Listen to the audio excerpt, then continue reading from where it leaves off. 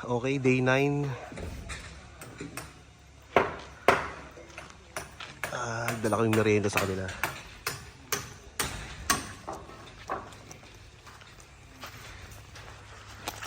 Ako kanina, tinawag ko siya yan eh. Tawag dito, mananakbo. Bakit? Runner.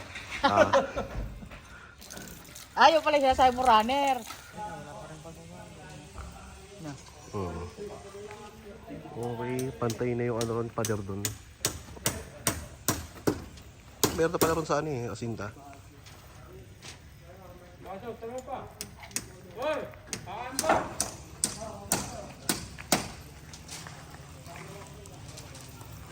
Ay!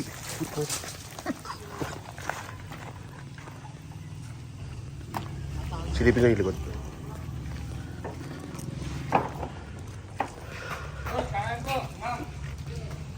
Sige, kumain na kami.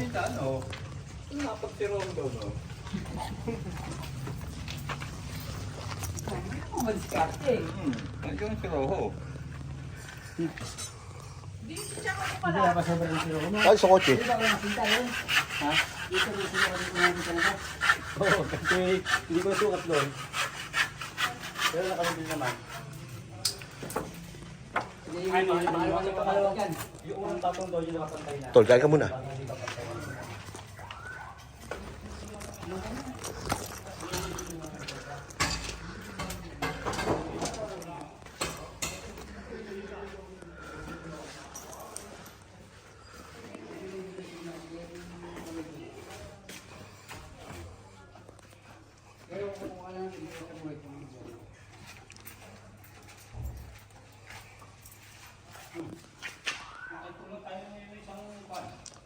Mayroon din palang pader dito.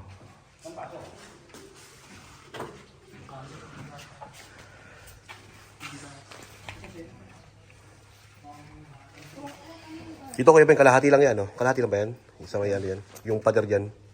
Wala na pa yan. Wala na ba pader yan? Gusto mo kakain ba yan? Pwede naman. Pangharang lang sa ano, di ba? Ito ba, may pader dyan? Ha? Diyan. Oh, sarado to. Yung pinto dun, hindi natin rin. Atis na. Ay, nakita ko ng contact daw. Akala ko lang haba.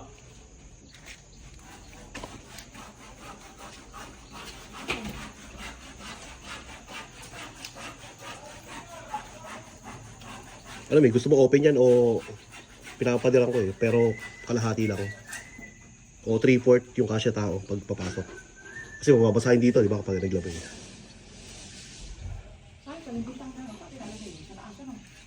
Oo, sa may kwarto. Dalawa rin yan. Ay, isa. Bakit pa dyan sa taas na? Sa kwarto natin. Ito, alisin pinino. Sa kwarto nga natin, saka sa kwarto ng office. Oo. Nakabila na ba nito? Ha? Sa Bicol ba na? Dito banda, siguro. Nasa yung makina. Yung sa may office ko, sa office. Oh, ito okay na to. Sakto na to. Pag naglalabas si Karen, pag may kumato. Okay na mo rin. Tago sa nila. May extra yan ng gate eh. Masakta Ah, dito. dun-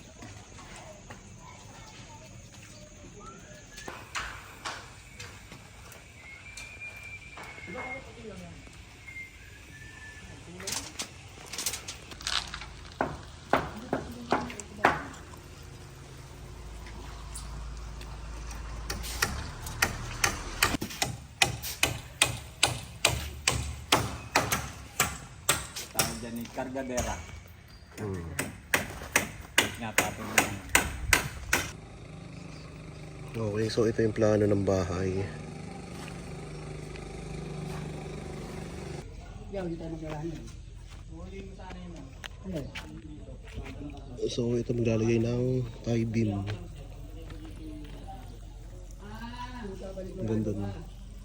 Ito na kasi yung pinaka-gate eh. Pwede naman. Sandali mo yung lalo dyan sa ang dami mo. So may runner na rito.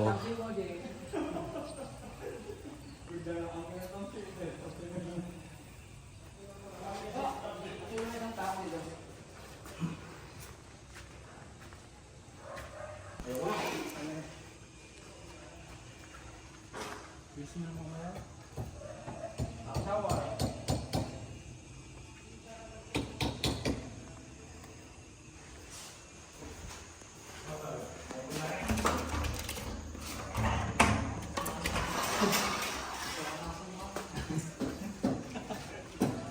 ka nagsawa! Naiya. Okay, nakuha na yung panambak dito. Para man ba siyempre. Kaso may natira pa.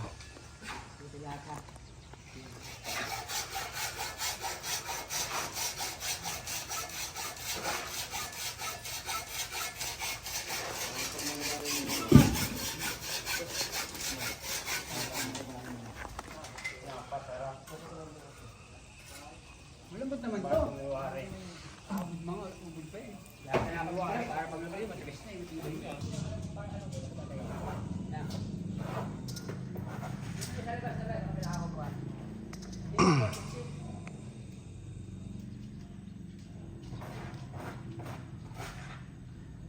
Diba?